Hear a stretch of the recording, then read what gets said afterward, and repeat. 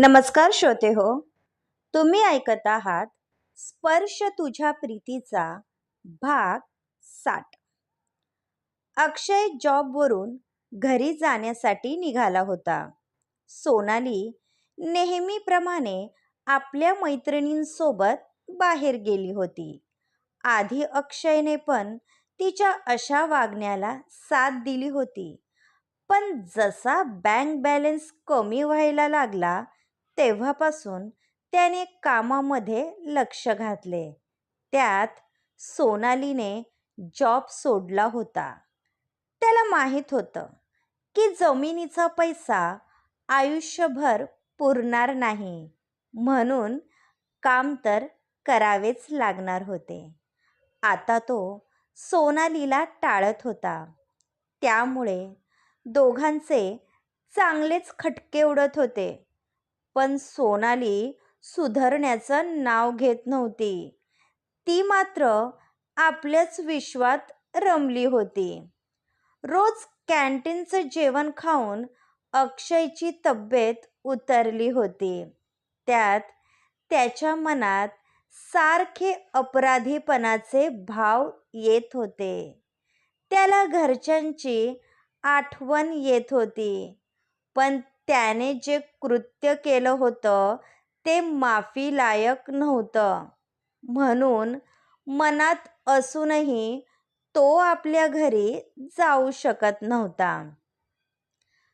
अक्षय आपल्या कारमध्ये बसला. तशी सहज त्याची नजर समोर गेली तर एक माणूस कॉलवर बोलत होता. त्याला पाहून अक्षय पटकन गाडीतून उतरला व त्याच्या जवळ गेला.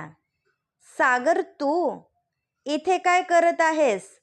सागरला पाहून त्याला आनंद झाला होता, कारण आज बऱ्याच दिवसानंतर त्याला कोणीतरी जवळची व्यक्ती भेटली होती. हाय अक्षय शेठ, आज बऱ्याच दिवसांनी आपली भेट झाली. सागरने लगेच कॉल कट केला. तो अगदी नॉर्मल बोलत होता. आधी तर मी तुला ओळखलं नाही. किती बदलला आहे तू. ही गाडी तुझी आहे? अक्षयची नजर त्याच्या कारवर गेली. आत्ता मी आधीचा सागर राहिलेलो नाही. अशा 2 कार मी खरेदी केलेल्या आहे. आमचं हॉटेल अगदी जोरात चाललं आहे. आम्ही 2 शाखा काढल्या आहे. आता 3रं हॉटेल कोथरूडमध्ये टाकण्याचा विचार करत आहोत. त्या संदर्भात जागा पाहण्यासाठी आलो होतो, सागर म्हणाला. अरे वा, तू तर शेठ माणूस झाला, अक्षय हसत म्हणाला. पैसा तर तू पण कमवला आणि मी पण कमवला, पण मी आपल्या माणसांची साथ सोडली नाही. म्हणून आज माझ्यासोबत कितीतरी जणांचे आशीर्वाद आहेत. आज मी महिन्याला लाखो रुपये कमवतो.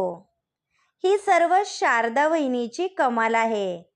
त्यांनी जर माझ्यावर विश्वास ठेवून पैसे दिले नसते तर आज मी इथपर्यंत पोहोचलो नसतो. आम्ही दोघे अजूनही पार्टनर आहोत.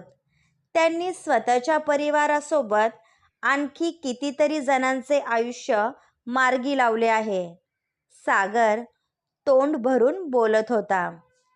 घरी सर्व कसे आहे? आईची तब्येत बरी आहे ना? यावेळी अक्षयच्या डोळ्यांमध्ये पश्चाताप दिसत होता, जो सागरच्या नजरेतून सुटला नाही. सर्व अगदी मजेत आहे. तुला ऐकून आनंद होईल की प्रल्हादने सर्व कर्ज फेडलं आहे. तो तर माझ्यापेक्षा मोठा शेठ माणूस झाला आहे आणि आपल्या अणूचं लग्न जुळलं आहे. तिचं शिक्षण झाल्यानंतर लग्न होणार आहे, सागरने सांगितलं. हे ऐकून त्याला आनंद झाला होता, काय सांगतोस? आपल्या अनुचं लग्न ठरलं आहे? कोण आहे मुलगा? अक्षयच्या डोळ्यांमध्ये पाणी साठलं होतं, जे पाहून अक्षयला वाईट नाही, समाधान वाटलं होतं. मुलगा पुण्याचा आहे. त्यांचा स्वतःचा बिझनेस आहे. दोघांचा जोडा अगदी साजेसा आहे. मुलगा लाखात एक आहे. अख्ख्या मावळामध्ये झालं नाही असं लग्न आम्ही करणार आहोत. बरं चल, आता मी निघतो. मला उशीर होत आहे. सागरने मुद्दाम त्याला माहिती दिली होती. ऐक ना सागर, तुझ्याजवळ एक विनंती होती. मला लग्नाचं आमंत्रण येणार नाही, पण ज्या दिवशी अनुचं लग्न असेल तू मला सांगशील?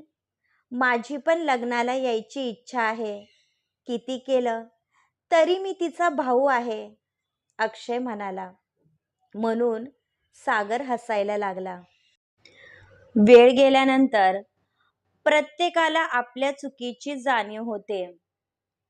तू उशीर केला आहे. तुझ्यामुळे शारदा वहिनी आणि प्रल्हादने बरंच काही सहन केलं आहे.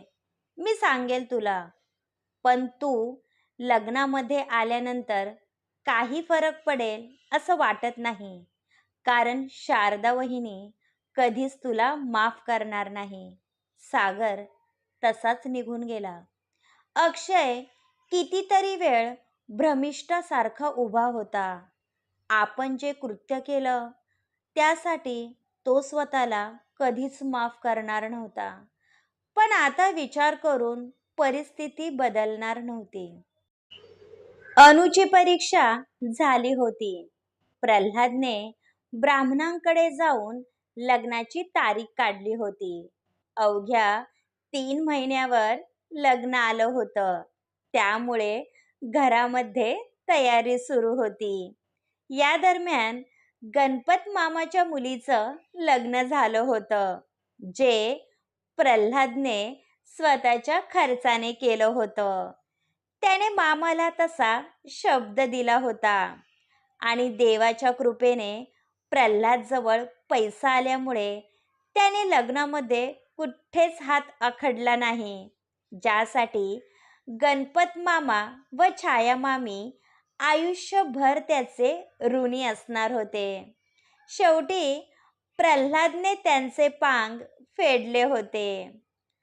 अनुच्या लग्नाच्या तयारीसाठी मामा मामी राहते घरी आले होते. त्यामुळे सुलोचनाबाई यांना आधार मिळाला होता. देशमुख यांच्या घरी मंदाचं येणं जाणं सुरू होतं. ती पण आपल्या परीने मदत करत होती. पण तिचे सासू सासरे अजूनही अडून बसले होते. पण त्याचं कोणाला काहीच वाटलं नाही. शारदाची कोर्टाची कामं होती, ज्यामुळे तिला लग्नाच्या तयारीमध्ये म्हणावं तसं लक्ष देता येत नव्हतं.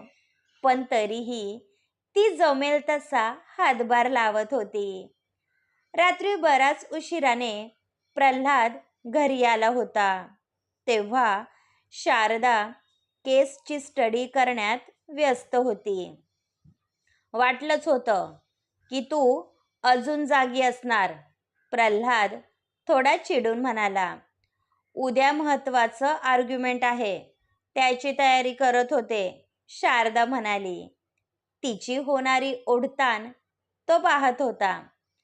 सकाळी लवकर उठत जा, उगाच डोळ्यांना ताण देऊ नको, आणि तू लग्नाच्या तयारीचं अजिबात टेन्शन घेऊ नको. आम्ही आहोत, तू फक्त तुझ्या कामावर लक्ष दे. प्रल्हाद तिच्या डोक्यावरून हात फिरवत म्हणाला. ती हसतच प्रल्हादच्या कुशीत शिरली. हा आठवडा वर्कलोड आहे. मी लवकरच ज्युनियर अपॉइंट करणार आहे. त्यानंतर बऱ्यापैकी बर्डन कमी होईल.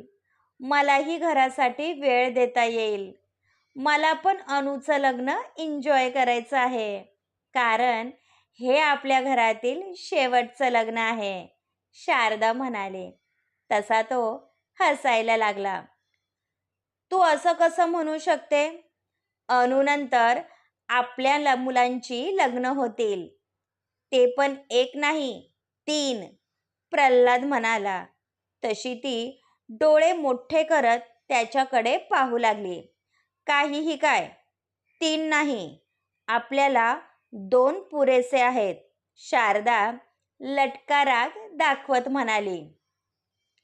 ते मला माहीत नाही. मला 3च मुलं हवी आहे. वयस्कर माणसं म्हणतात, जितकी मुलं जास्त तितकं घर भरल्यासारखं वाटतं. प्रल्हादने तिच्या मांडीवर डोकं ठेवलं.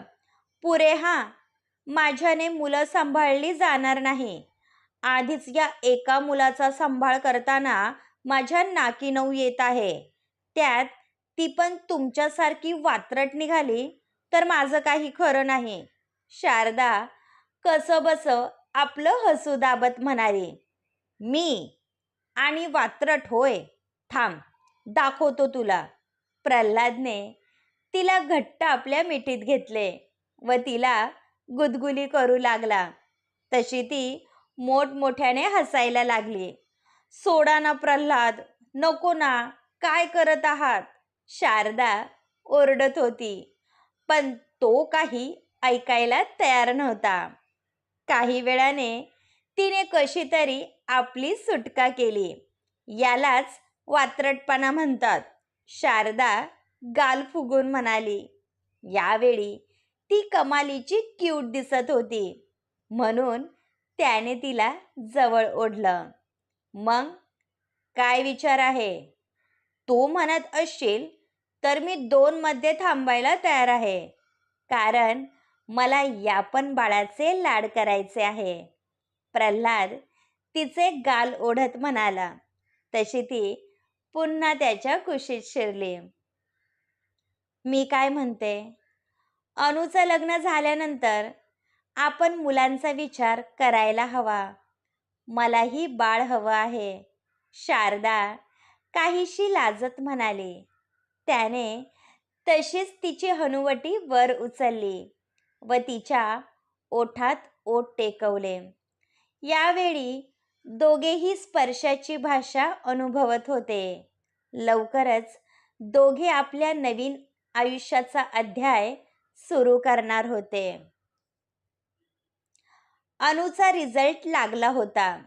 तिने फर्स्ट क्लासमध्ये CA ची डिग्री मिळवली होती. त्यामुळे सर्वांना तिचं कौतुक वाटत होतं. तिने प्रल्हादच्या कष्टाचं चीज केलं होतं. प्रल्हादला तिचा अभिमान वाटत होता.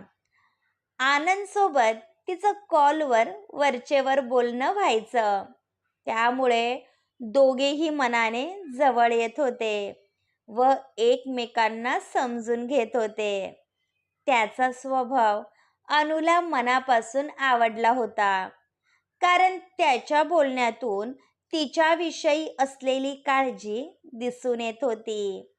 आपल्याला असा जीवनसाथी लाभला यासाठी ती देवाचे आभार मानत होती. घरामध्ये लग्नाची तयारी जोरात सुरू होती, म्हणून अनुला घराबाहेर पडता येत नव्हतं. त्यामुळे आनंदसोबत तिची भेट होण्याचा प्रश्न येत नव्हता. पण तिलाही प्रत्यक्ष भेटून आपलं मन मोकळं करायचं होतं. पण घरचे परवानगी देणार नाही हे तिला माहीत होतं, म्हणून तिने तो विषय बाजूला सारला. घरामध्ये पापड बनवण्याचं काम सुरू होतं. अनु पण आईला मदत करत होती. तशी दरवाजामध्ये कार येऊन उभी राहिली. कोण आले असणार हे ओळखायला तिला वेळ लागला नाही, म्हणून ती पटकन आतमध्ये पळाली. जावई बापू, तुम्ही? प्रल्हाद, लवकर खाली ये, जावई बापू आले आहेत, सुलोचनाबाईने आवाज दिला. आनंद आतमध्ये आला. रिलॅक्स मामी, मी कोणी पाहुणा नाही, त्यामुळे उगाच संकोच करू नका. मी पण तुमच्या मुलासारखा आहे. आनंद आपल्या नेहमीच्या स्वभावात म्हणाला. तशी मामी चहा नाश्ताचे पाहायला गेली. नमस्कार जावई बापू. प्रल्हादला आनंद झाला होता. आज तू सकाळीच उगवला, काही काम होतं का? शारदाने विचारलं. पाहिलं दादा, ही कशी बोलते, म्हणजे काम असल्याशिवाय मी यायचं नाही का? ही आत्तापासूनच मला परकेपणा दाखवायला लागली आहे. आनंद खोटा राग दाखवत म्हणाला. आता तू खरंच मार खाशील हा. शारदा चिडली. तसा तो हसायला लागला. पहा भाऊजी, जावईचा कसा आदरातिथ्य चालला आहे, पण तुझा मार खाऊन माझं पोट भरणार नाही.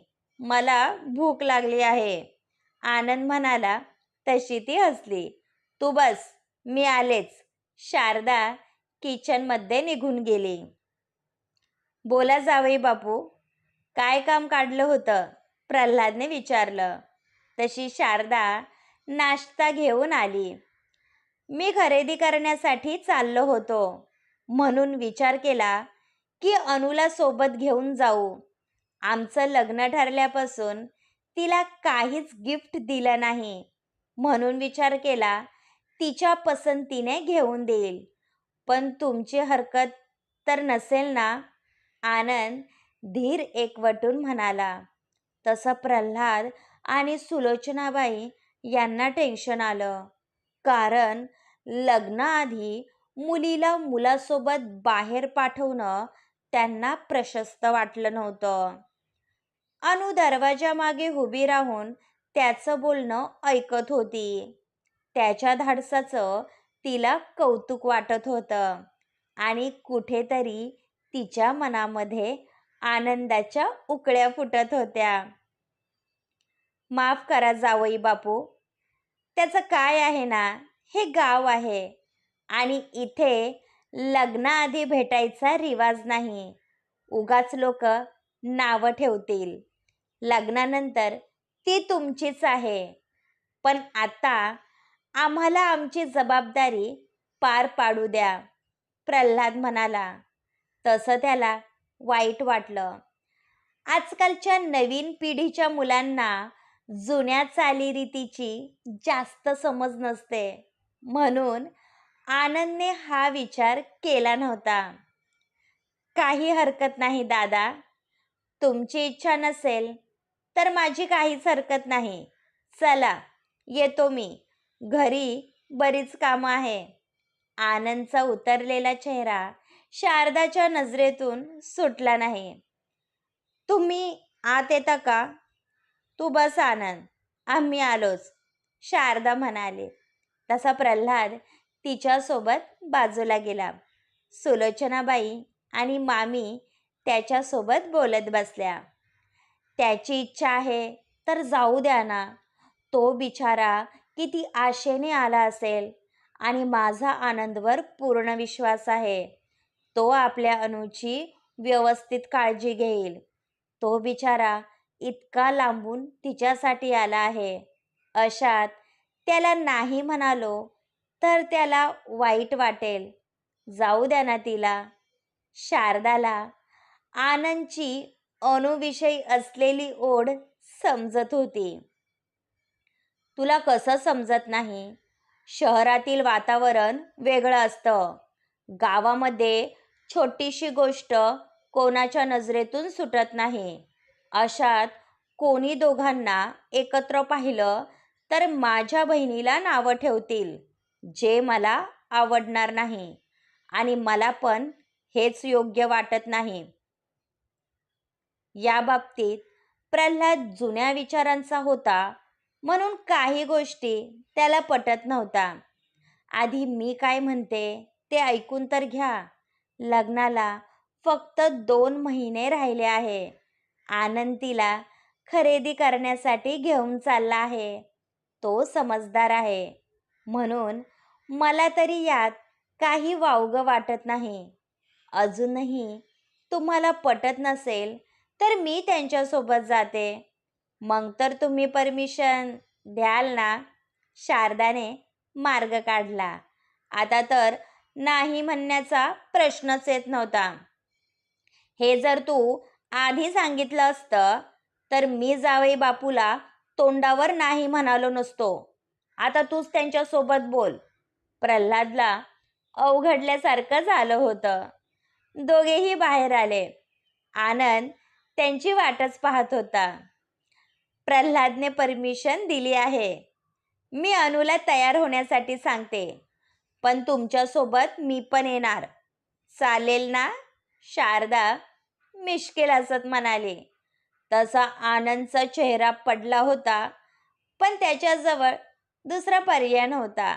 आधीच अनुला पाहण्यासाठी त्याचे डोळे तरसले होते. चालेल की. न चालायला काय झालं? आनंद कसाबसा म्हणाला आणि चहाचा कप ओठांना लावला. अनु पटकन तयार होण्यासाठी आत गेली. तिच्या पण मनासारखं झालं होतं. तिने सिंपल गुलाबी कलरचा चुडीदार घातला व केस मोकळे सोडून हलकासा मेकअप केला आणि बाहेर आली. तसा आनंद तिच्याकडे पाहतच राहिला. त्याला वाटलं होतं की आज तिच्यासोबत एकांत मिळेल. इतके दिवस दोघे फक्त कॉलवर बोलत होते, पण आता प्रत्यक्षात भेटून खूप साऱ्या गप्पा मारायच्या होत्या. पण त्याचा संपूर्ण प्लॅन फिसकटला होता. तिघेही आनंदच्या गाडीमध्ये जाण्यासाठी निघाले. शारदाने मुद्दाम अनुला त्याच्या शेजारी सीटवर बसायला सांगितले होते. त्याची कार अर्ध्या रस्त्यामध्ये आली होती, पण अजूनही आनंदचा चेहरा उतरलेला होता, म्हणून तो आपला शांत ड्राईव्ह करत होता. पण त्याच्यासोबत असलेला हा छोटा प्रवास अनुला सुखावून गेला होता. त्या दोघांची अवस्था पाहून शारदाला हसू येत होतं. बाय द वे, तू सांगितलं नाही, आपण शॉपिंगसाठी कुठे जाणार आहोत? शारदाने मुद्दाम विचारले. कोथरूडमध्ये नवीन मॉल झाला आहे, तिथे जाणार आहोत. आनंद बोलायचं म्हणून बोलत होता. हे तू चेहऱ्यावर स्माईल आणून बोलू शकला असता. आधी मला सांग, तुझ्या तोंडावर 12 का वाजले आहेत? शारदाने विचारले. 12 नाही वाजणार तर काय होणार? मी किती आशेने अनुला घेण्यासाठी आलो होतो. वाटलं होतं की लग्नाआधी तिच्यासोबत समोरासमोर बोलता येईल, पण दादाने माझा चांगलाच पचका केला. पण काही हरकत नाही, शॉपिंग तर मला करायची होती आणि हिच्यासाठी वेस्टर्न ड्रेस घ्यायचे होते, म्हणून हिला घेऊन यायचं होतं, आनंदने सांगितलं. तशी ती घाबरली. मला नको वेस्टर्न कपडे, मला नाही आवडत. अनु पटकन बोलून गेली. हे माझी आई, मी तुला वेस्टर्न कपडे घरी घालायला सांगत नाही. लग्नानंतर हनीमूनला जाण्याचा काहीतरी प्रकार असतो, तिथे घालण्यासाठी बोलत होतो. आता तिथे तू साडी नेसून जाणार आहेस का? आनंदने विचारलं. तशी ती गोड लाजली. तिच्याजवळ बोलण्यासाठी शब्द नव्हते. हे तुला प्रेमाने बोलायला काय झालं होतं? उगाच प्रल्हादचा राग तिच्यावर काढू नको, नाहीतर गाठ माझ्याशी आहे. तुम्ही दोघे निवांत शॉपिंग करून घ्या, तोपर्यंत मी बाबांच्या घरी थांबते. मग तर झालं, शारदा म्हणाली. त्याचा तर विश्वास बसत नव्हता. शारदा, तू खरंच ग्रेट आहेस. शेवटी तूच माझ्या मनातील भाव ओळखले. Thank you so much. यासाठी तू मला काठीने बदडलं तरी मी तोंडातून शब्द काढणार नाही. आनंदच्या चेहऱ्यावर मोठीवाली स्माईल आली होती. जो माणूस स्वतः प्रेमात असतो त्याला दुसऱ्यांचं प्रेम दिसतं. पण जास्त उशीर करायचा नाही, आम्हाला पुन्हा रिटर्न घरी जायचं आहे, शारदा म्हणाली. डोंट वरी, खरेदी झाल्यानंतर आम्ही मॉलमध्ये गप्पा मारत बसणार आहोत. तू अजिबात काळजी करू नको. आणि मला माहीत आहे की तुझा माझ्यावर पूर्ण विश्वास आहे, आनंद म्हणाला, जे खरं होतं. त्या दोघांसाठी शारदा मनापासून खुश होती. शेवटी अनुचे आयुष्य मार्गी लागले होते. हेच तिच्यासाठी खूप होतं. आता लग्नानंतर दोघांनी सुखाचा संसार करावा, हीच तिची माफक अपेक्षा होती. क्रमश. पुढील भाग ऐकण्यासाठी चॅनलला सबस्क्राईब करा. धन्यवाद.